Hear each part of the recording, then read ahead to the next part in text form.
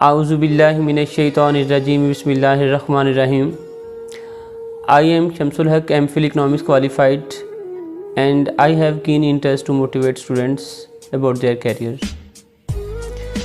मैंने अपनी last videos में वो तलबा और तालिबात जो ICS के बाद से ही जॉब के लिए इंटरेस्टेड हो जाते हैं उनको कुछ इंस्ट्रक्शंस दी थी और बुक्स के हवाले से बताया था, जिसमें राय मोहम्मद इकबाल, खरल और Rai Mansab Ali, one liner general knowledge book और कारवन बुक डिपो की बुक जो है वो चौधरी अहमद नजीब की, इसी तरह से जो है वो जाहिद हुसैन अंजुम और अदील नियाज़ की बुक्स का मैंने बताया था कि ये बुक्स जो है वो तलबा और तालिबात को PPSC, FPSC, NTS के एग्ज़ाम्स में जाने से पहले मुकम्मल तौर पर पढ़ लेनी चाहिए।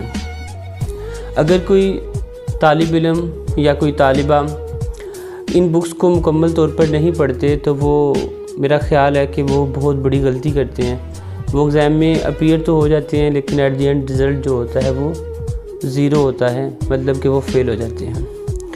तो PPSC exam, FPSC exam, NTS exam बहुत बड़ा एग्ज़ाम होता है जहाँ सैकड़ों हज़ारों स्टूडेंट्स कैंडिडेट अपीयर होते हैं। तो जनरल नॉलेज का एक वाफिर मकदार में मटीरियल का स्टूडेंट के दिमाग में होना बहुत ही ज़्यादा ज़रूरी होता है, क्योंकि ये एक कॉम्पिटिटिव एग्ज़ाम होता है और इसमें विदाउट प्रिपरेशन जाने का स्टूडेंट को कभी भी सोचना नहीं चाहिए। तो ICS के स्टूडेंट को डेफिनेटली इन 5 बुक्स को एटलीस्ट अच्छे तरीके से पढ़ लेना चाहिए। इसके अलावा जो है इंग्लिश स्किल्स उनके जो है वो मैक्सिमम हाई लेवल के होने चाहिए और कंप्यूटर स्किल्स जो है, जो कि मैंने लास्ट वीडियोस में बताया था कि वो कोर्सेज़ उनको मुकम्मल तौर पे कर लेने चाहिए, वो उनके लिए बहुत ज़्यादा हेल्पफुल होते हैं MCQs में। और इसके अलावा जो है वो डाटा एंट्री के हवाले से जो है वो कंप्यूटर पर टाइपिंग स्पीड जो है वो भी बहुत अच्छी होनी चाहिए। उसके लिए उनकी जो है थ्रू आउट प्रैक्टिस जो है वो बहुत अच्छी हो, ताकि वो अच्छी तरह से टाइपिंग टेस्ट में भी अपीयर हों तो वो उसको क्वालिफाई कर सकें।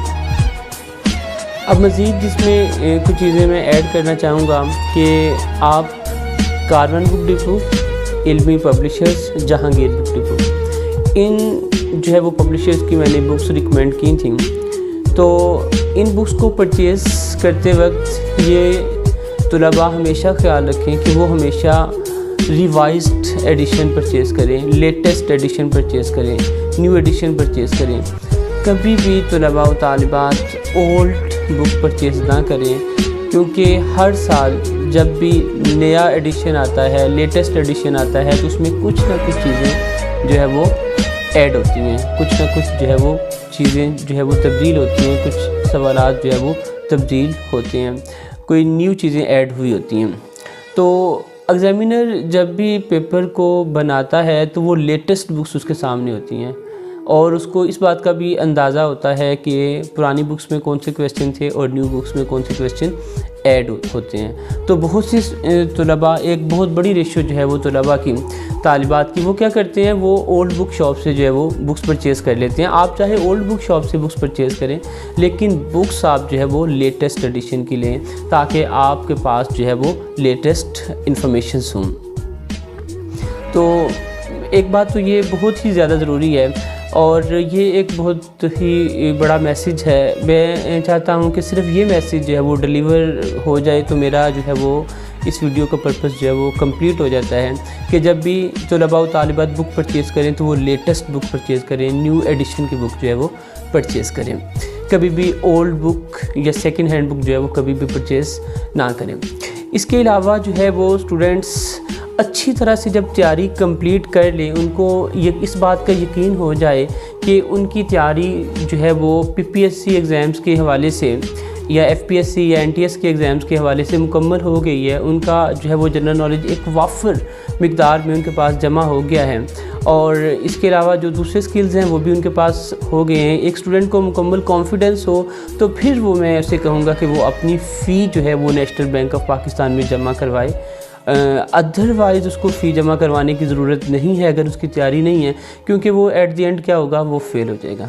तो सैकड़ों स्टूडेंट्स क्या करते हैं कि वो इस बात को जहन में रखते हुए कि शायद हमारा तुक्का लग जाए, तो ऐसा कभी भी नहीं हो सकता। ऐसा कभी भी ना सोचा करें।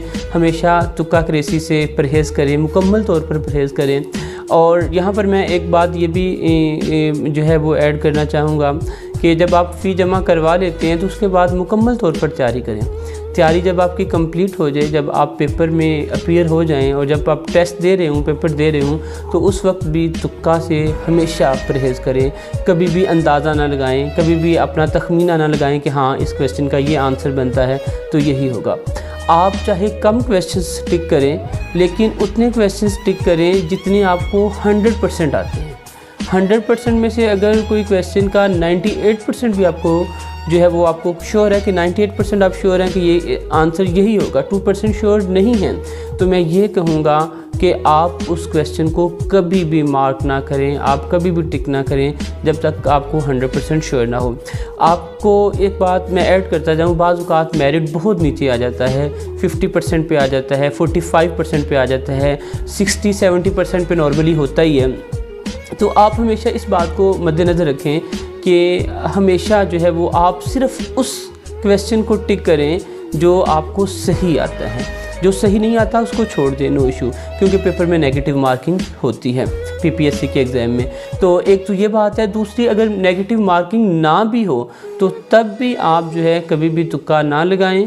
हमेशा उस क्वेश्चन के आंसर को, उस आंसर को टिक करें जो आपको 100% श्योर हो कि इसका आंसर यही होगा। तो अगर इन इंस्ट्रक्शंस को फॉलो किया जाए तो मेरा ख़्याल है कि जब एक स्टूडेंट अपने पेपर को सॉल्व करता है और 100% इस तरीके के साथ, इस कॉन्फिडेंस के साथ कि उसको पता होता है कि मेरे 80 क्वेश्चंस ठीक हैं, मेरे 70 क्वेश्चंस ठीक है, मेरे 60 क्वेश्चंस ठीक है, मेरे 40 क्वेश्चंस ठीक हैं, तो वो फिर उसको उतना कॉन्फिडेंस जो है वो ज़्यादा बिल्ड होता है, ज़्यादा डेवलप होता है। मैं यहाँ पर ये कहना चाहूँगा कि अगर एक स्टूडेंट को सिर्फ 10 क्वेश्चन आते हैं या 5 क्वेश्चन आते हैं या 2 क्वेश्चन आते हैं, सिर्फ उतने क्वेश्चन सॉल्व करें, उससे ज़्यादा एक भी क्वेश्चन ना करें। जितने आपको अच्छी तरह से आते हैं सिर्फ वो अटैम्प्ट करें, बाकी क्वेश्चन को अटैम्प्ट ना करें। इससे आपके अंदर और ज़्यादा कॉन्फिडेंस डेवलप होगा कि हाँ, मैंने पेपर में अपीयर हुआ था, मुझे इतने क्वेश्चन आते थे और मुझे किस तरह की प्रिपरेशन करनी है। पहली बात तो ये है कि आप पेपर में जाएं ही तब जब आपकी तैयारी 100% हो, ठीक है। लेकिन फिर भी कुछ ना कुछ बातें, कुछ ना कुछ चीज़ें, कुछ ना कुछ जो है वो इन्फॉर्मेशन रह जाती हैं। 100% तैयारी नहीं स्टूडेंट की हो पाती, लेकिन मैक्सिमम जितनी भी तैयारी अगर उसकी हो गई है तो जब वो पेपर में जाता है तो उस वक्त जो है वो सिर्फ उन क्वेश्चन को मार्क करे जो उसको 110% जो है वो अच्छी तरह से आते हैं। तो इससे जो है वो, ये तो मैं समझता हूँ कि अगर इस तरह से कर लिया जाए तो डेफ़िनेटली स्टूडेंट जो है वो मतलब कि अपने अंदर कॉन्फिडेंस भी होगा और उसको जो है वो बहुत अच्छा लगेगा और डेफ़िनेटली उसकी पर्सनैलिटी भी बहुत ज़्यादा डेवलप होगी। उसको पता चलेगा कि हाँ, मुझे कितना आता है और कितना नहीं आता। तो मेरी ये इंस्ट्रक्शंस को अगर कोई भी स्टूडेंट फॉलो कर ले तो वो डेफ़िनेटली बहुत हैप्पी होगा और वो एग्ज़ाम में अपीयर होते हुए भी और एग्ज़ाम के बाद भी, और इंशाअल्लाह अज़ीज़ वो ज़रूर अपने टेस्ट को क्वालिफ़ाई करेगा, इंटरव्यू को क्वालिफ़ाई करेगा और इंशाअल्लाह अज़ीज़ वो ज़रूर जो है वो ऑफ़िसर जो है वो लगेगा इंशाअल्लाह ताला। अगर आपको मेरी वीडियो अच्छी लगी है तो आप मेरी इस वीडियो को लाइक करें और अपने फ्रेंड्स के साथ शेयर करें, कमेंट करें और मेरे चैनल को सब्सक्राइब करना ना भूलें। Thank you so much. जज़ाकल्लाह।